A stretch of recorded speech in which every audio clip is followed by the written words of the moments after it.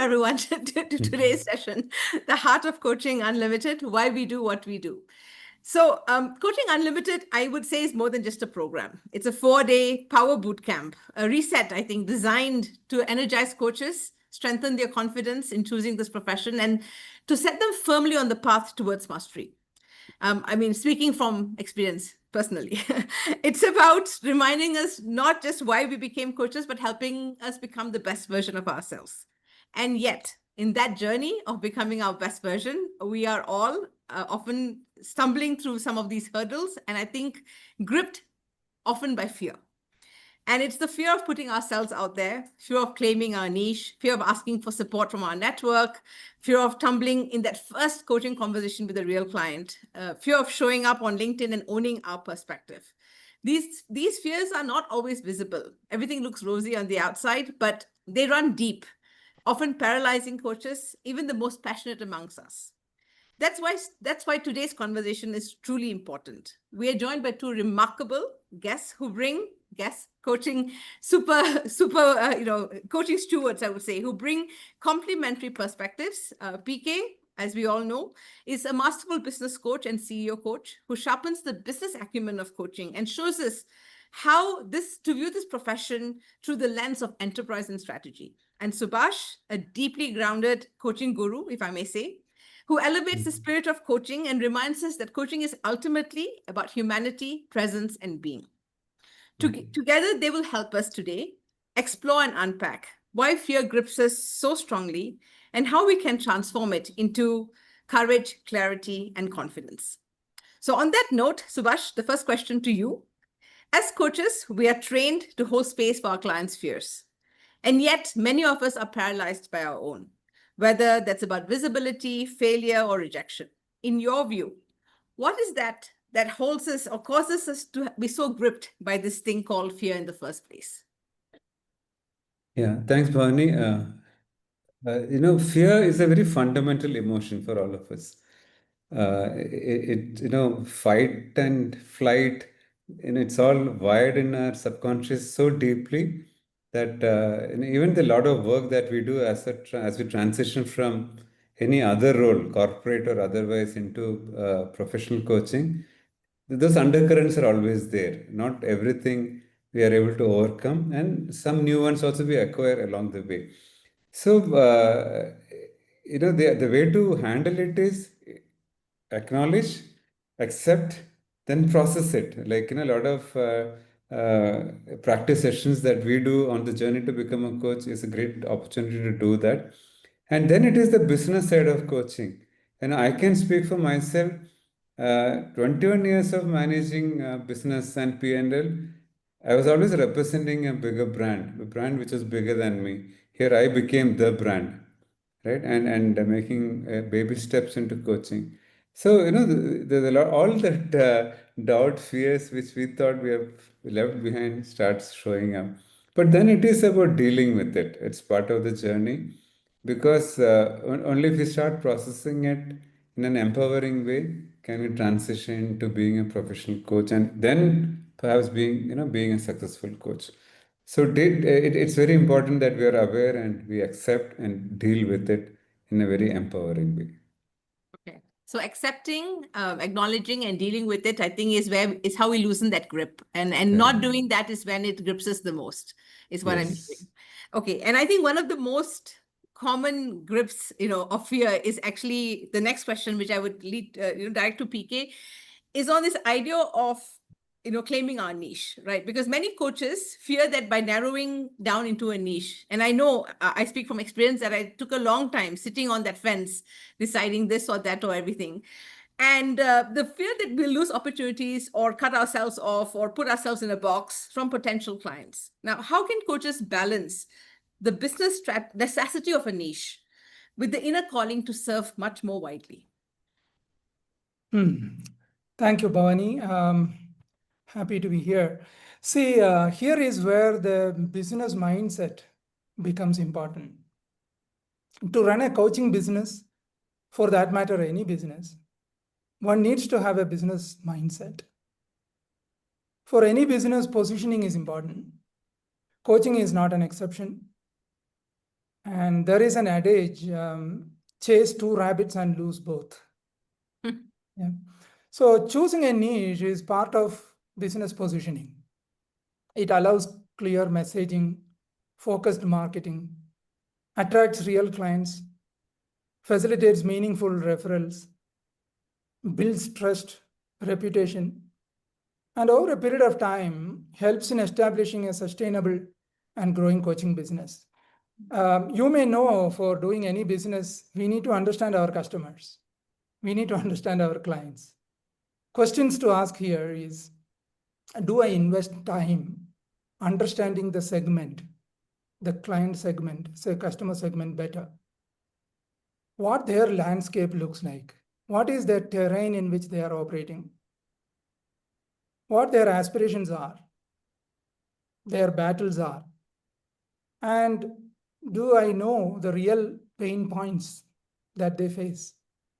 Also, do we keep ourselves updated with the information, developments, the situations concerning and impacting that segment? To do a business, one needs to invest in all of this. That is the investment it calls for. The time, the efforts, the focus that it calls for. And that's what a client is looking for. That is what a client respects. No, that is what a client values. Let me ask you, for how many different segments of society you could do all of this? One. Yeah, to me, the answer is one. One. Yeah. We become incredibly confident after some time when we get there. So you asked about the balance, to balance the business necessity and inner calling to serve more widely. One just needs to look at our service from a client's side. What are they seeing in the market? And how are they choosing and taking the decision? Things will get clearer when we step into our client's view. Niche is not a limitation. It's a great business enabler. It's a powerful strategic tool that helps you build and grow a high impact coaching business. Brilliant. I want to add, I want to highlight for the benefit of the group here. I like the way you framed the question, Bhavani. Claiming a niche, right? I mean, I really like that. Go out and claim who you are as a coach without losing ourselves. Right? And that's what classical positioning that PK spoke of. There's also a comment on the chat. Ajit, I can speak for myself, and apart from the participants, I've seen how my chemistry sessions have shifted just by being part of these groups, 7 editions, and the other facilitators also have said that because while business of coaching is still something that we tend to focus better, even the nuances like chemistry is missing. And Ajit knows this, just for the benefit of other early stage coaches. And I want PK's opinion also on this. You can't sell coaching, but you still are selling, right? As Daniel Pink says in that famous book, right? So you have to sell in a way that you're not selling toothpaste and toothbrush, but you're selling transformation here. And that's what makes it very important of finding that niche, getting the clarity, and then claiming your legacy, I would say, if I had to add something here. Brilliant. PK, anything you want to add? Yes, about the chemistry session, and I just went through Ajit's comment also. It's about the chemistry session, and there can be a method in doing the chemistry session. It's about process. Coaching is a process. If we make things more process oriented, our confidence levels slowly keep going up. Because every time we can't reinvent the wheel. So putting in place some process for chemistry session, creating a script for chemistry session, all that matters. Yeah.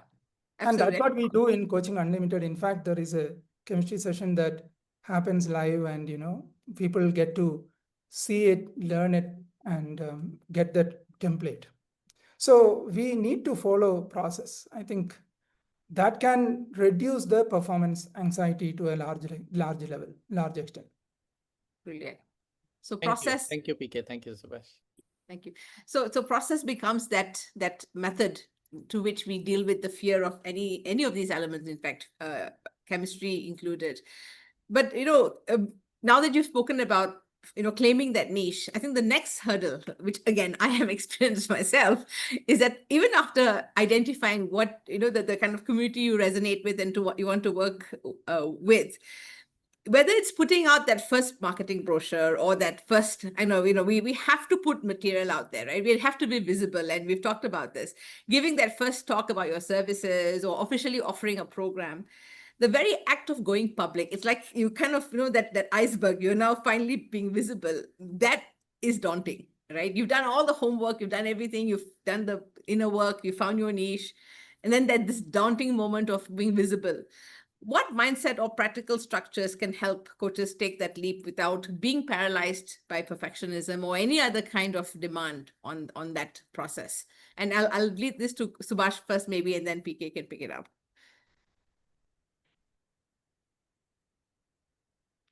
Oh, you're on mute, Subash. Sorry. Number one, there are three elements I want to quickly bring in. One is the fear of imperfection is itself, because that is paralyzing. Is that post good enough? Is the image good enough? Does that represent me? That fear of imperfection is something that I have to embrace as an early stage coach, definitely. Second is that minimum viable action, I would say. Some of the friends, couple of them are here, they know PK. I give PK's example about his consistency that we all know, Bhavani. If a post has to go on a particular day, it is gone. It will go whichever part of the world he is from, right? So, one post or one comment or one invite or a brochure. So that is a minimum viable action. If you achieve these two, then the third one is it's about the mindset. And for me, whether you call it fixed mindset or growth mindset, I go one step further of a being, a magical mindset. There's something beyond even a growth mindset for me. If you take care of the one and two, then it is a magical or a miracle mindset. Yeah. Mm-hmm, mm-hmm. So, PK, what do you want to add? Yeah, go ahead. Yeah. Yeah, actually, it's a great question. It's about action orientation, according to me. It is not the ideas that change the world, not even decisions. It is action. Yeah. Somebody has said that Subash was talking about perfectionism or the fear of imperfectionism, whichever way we articulate it. Somebody has said that perfectionism is the enemy of progress, and that is true. One could start here, actually, Bhavani, with low-hanging fruits. Make that talk with someone you trust. Make that first articulation with somebody whom you trust, who will not probably judge you or who may offer some feedback. Make that official pitch to someone who is close to you. Have a few rehearsals, fine tune, and then go out in the open. Without going to public won't know you exist. Without you talking about your offering, no one would ever know what you do. Yeah. Very true. So one needs to ask what prevents us from calling up those 20, 30, 40 people whom we know very well and ask for business. Ask for help. Very true. So I like minimum viable action and low hanging fruits is kind of the antidote to all of this overthinking towards perfectionism. And then from there, it's an evolving process to fine tune that deliverable that we want to put out there. Fantastic. Okay. I'm going to move on. And it's a build on to this very, very thing, because putting out material is one thing. Owning your voice is even, slightly more vulnerable. So one of the hardest fears is overcoming is asking for help, right? So going out there and putting yourself and asking for help, asking for introductions, asking for, for clients even. What shifts do you think, PK, coaches need to do to see asking not as a weakness, but actually as an act of courage and service? Yeah, I think it's about embracing a business mindset. I have to come back to that. It's about embracing a serving mindset. Businesses actually serve people.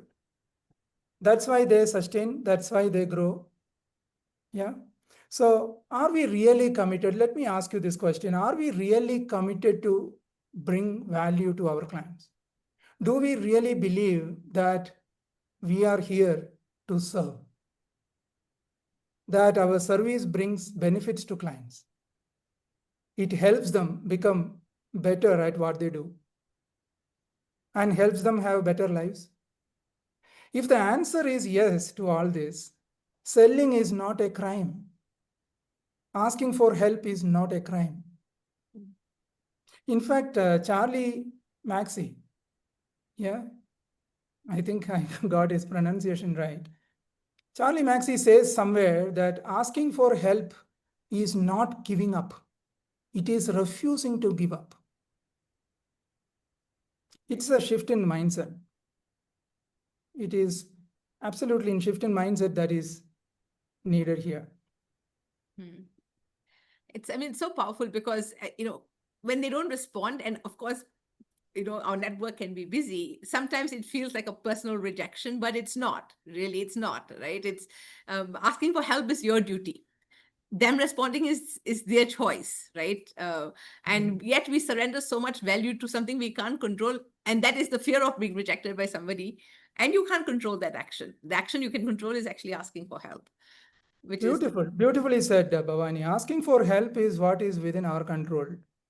And we don't know what battles different people are fighting. Yeah. We are aware of only our battles. So provide for concession everywhere and do our job. Do what we need to do. so true. Okay, I'm going to move on. But I'm conscious of the time, and I know there will be some questions at the end. Subash, to you. And I know both of you are, big on your owning your voices openly, publicly, doing your thing. And so let's talk about LinkedIn, which is kind of our go-to platform as coaches. Posting on LinkedIn or sharing a perspective, which is then open for comment, scrutiny, opinion, sometimes feels vulnerable because you're kind of exposing an inner part of yourself to the outer world. And many coaches, I think, find that vulnerable. So how do you both view the link between vulnerability and credibility in a coach's journey? And I'll start with Subash. So, we cover vulnerability, all the work that Brené Brown has done as part of a curriculum. So, it's integral to the journey as a coach. And I think it shows up more in the space of the business side of coaching, the branding, and the positioning. While we know at a thought level that it's not a weakness, right? To convert that into action is our hesitation. So whether it is vulnerability on a standalone or authenticity, and I also add a third element to it as a resilience, right? So which form my golden triangle: vulnerability, authenticity, and resilience. A combination of these three will help a coach to make that big leap.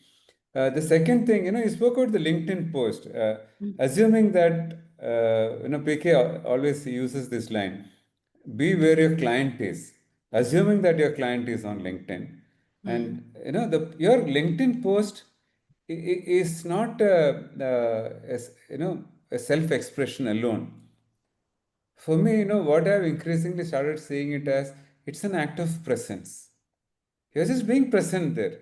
If somebody looks at it as imperfect or whatever it is, it's up to them. So as long as my presence on even on social media or on physical events, networking events, which is very important, just look at it as an act of presence, which is a core coaching competency. Then it is magical. Right? Then you're not affected by even failures. I like that. I like this because, how do you criticize presence, right? Yes. I mean, it is Correct. it is a state of Correct. being. It is a state of Beautifully being. said. So therefore that your presence on LinkedIn, seen as presence, is just that. And criticism again is in the control, is somebody else's, their control, right? It's not yours. Very nice. Okay, PK, anything to add? Because I know you're the champion of consistency in this space.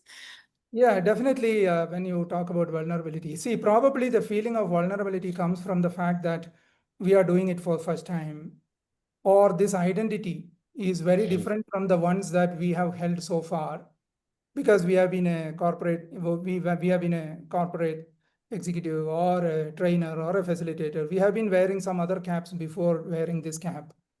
Or if this vulnerability is due to these reasons, feeling vulnerable is a bit natural. And as Subash said, acceptance as a first stage may give us some solutions. But being thorough with what we do, would help us overcome this feeling. It won't be too long, quickly you can overcome these feelings by being thorough with what you are doing, being sure with what you are talking, and being sure about the people that you are talking about, and being sure about the areas that you are talking about. In LinkedIn, I don't talk about anything for the last 13-14 years other than what is interesting for a CEO or a CXO. So it is very, very small area that I need to talk about. When I am investing like a laser focused into those narrow areas, always I find something which others don't know. And every week I have something that others don't know because I am invested in it. Right? That is the power of positioning, and that is the power of niche. Being deliberate with what we do is the way out. And also at the, since we are all coaches, one need not glorify, glamorize vulnerabilities. Yeah. It's not something that we need to glamorize. It doesn't enhance credibility over a period. Okay, you felt vulnerable in one moment, but it is our responsibility to not feel vulnerable in a similar moment after that. That is the internal work, that is the external work, whatever work it takes to feel so. So let us not glorify vulnerability and think that it is authenticity. No, it is not. Authenticity is learning from our vulnerability and becoming not vulnerable in a similar situation again. Yeah. So one need to get comfortable with it as soon as possible. Thank you. This is a trap that we shouldn't fall into. That is why I'm highlighting. Brilliant. So vulnerability it's okay to experience it, but then to learn from it, to embrace authenticity, and to basically make sure you don't fall in the same trap in the same circumstance. Brilliant. Okay, PK2, this is a question for you. This whole idea of reframing failure, right? Because every coach will encounter that, whether that's in your a coaching session, whether that's in your one marketing effort, or whether that's in a LinkedIn post. We've talked about all that. So how can coaches reframe failure, or each stumble, so to speak, not as evidence of inadequacy, but as milestones of their growth? You have answered it yourself.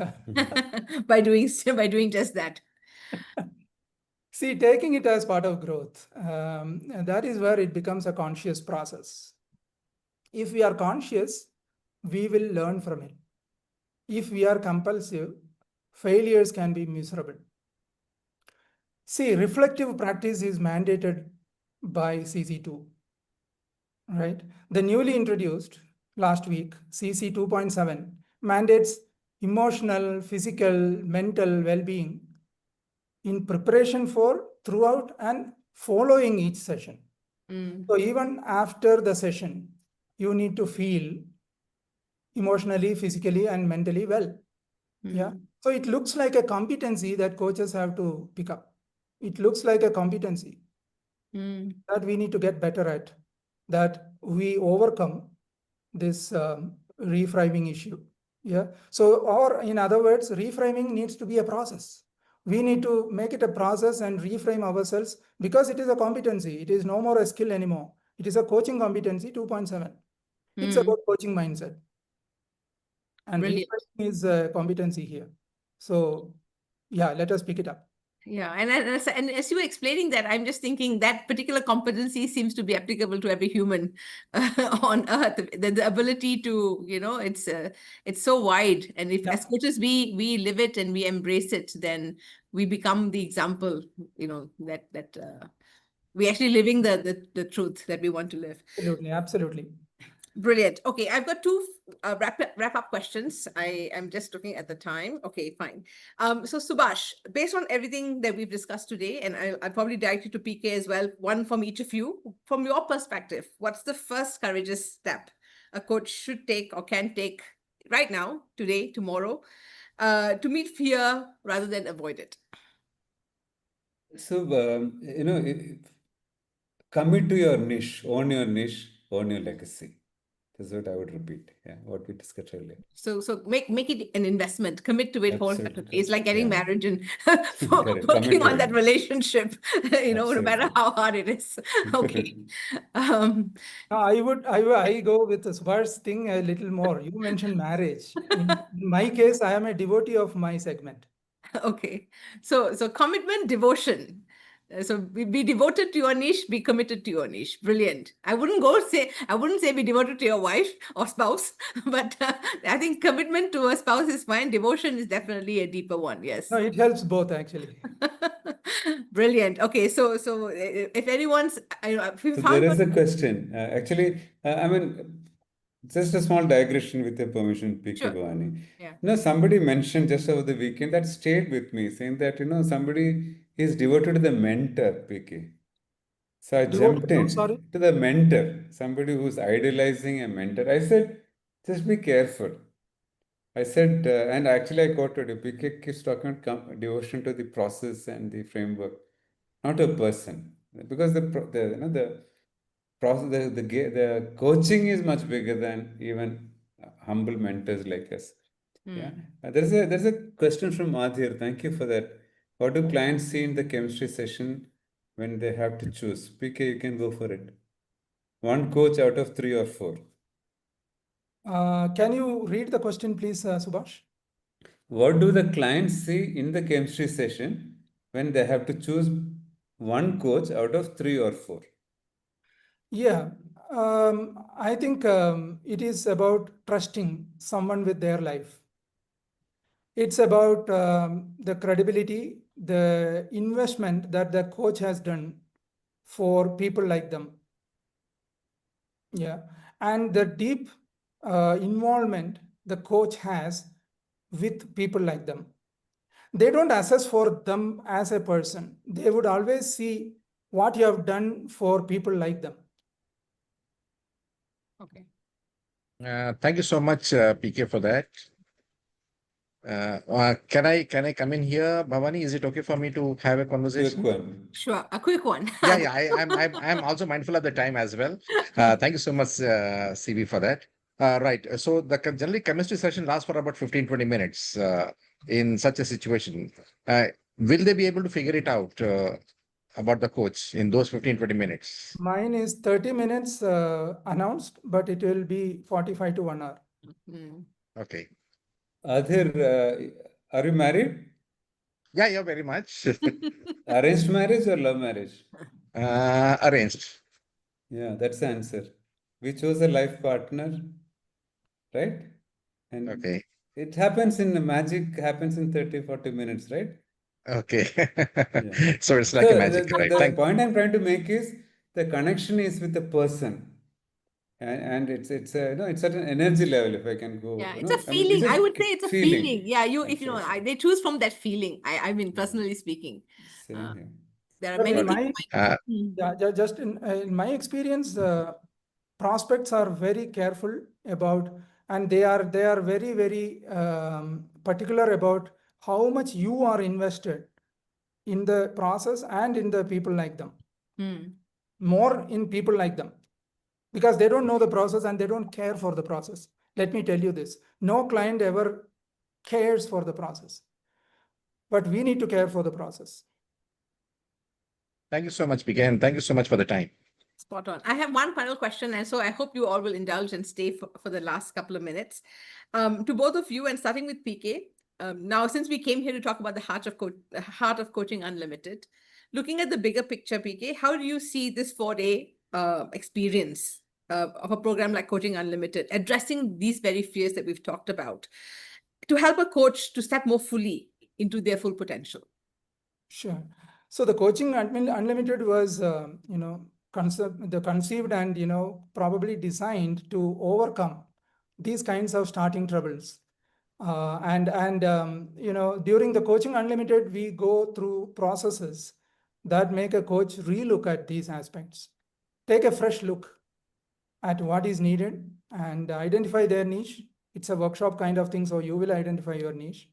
Figure out the action steps to execute in the next 60 days for business of coaching and next 100 days for coaching as a whole, coaching as a business as well. So they go step by step into overcoming the fears that they may be having, and they find their answers. Different people will take inputs from where they are. Some are experienced, some are into it just now, some are in the verge of taking a break from corporate and moving to coaching journey. So everyone consumes like a river. Water is consumed at different level, different people, the way they are. Similarly, the Coaching Unlimited, the entire content as well as processes, everyone takes. There is something to take for everyone, and ultimately get onto the runway for building a sustainable and growing business. Perfect. And Subash, to you. It can be a transformational experience because you learn from the cohort, you learn from yourself, right? More than the cohort, and also from a little bit from us mentors. It's a very specially curated at different levels, including what we do after the session, before the session. And it sets you on a 100-day path, which kind of can create a very commercially successful coaching business for you. And I also would go one step further. If you are in the business of coaching as a coachpreneur, and if you're not super successful, it's very unfair to you. So don't settle for anything less than super successful. The definition of success might differ, but including the top line, bottom line, that is integral to any business, right? So be very passionate about that as you serve humanity. And also, quickly, in the interest of time, Satyajit, there may be 1,000 executive coaches in my locality, and if I come in as the next one, there is still business if I am true to that, the way PK explained, committed to that profession, devoted to that segment. Absolutely, there is scope, right? So don't worry about the competition at all, because we are unique as a coach, and that's what we cover anyway in the program. Join us at Bangalore, Satyajit. Brilliant. I think we're right on time. We are just 5 minutes over. Thank you so much. I hope it was insightful for all of you who attended and took some value from this. Thank you, PK. Thank you, Subash. As always, full of insights. Amazing. Left hosting both of you when I've learned a lot as well. Thank you very much, Bhavani. And absolutely, we enjoyed, and you brought the best out of us, in fact. Thank you. Absolutely. Thank you. Just for those on the call, the dates for Coaching Unlimited is 13th to 16th of November. Yeah. So very, very quickly it'll come around, 2 months away. So if you're there in that, if this has made a difference to you and you're there in that cusp of making a decision as to whether it will help, I'm sure it will. I went in the 2022 cohort. So long back is when I went as for my first CU. It made a big difference. So I can vouch for that personally. Thank you, Bhavani. Thank you.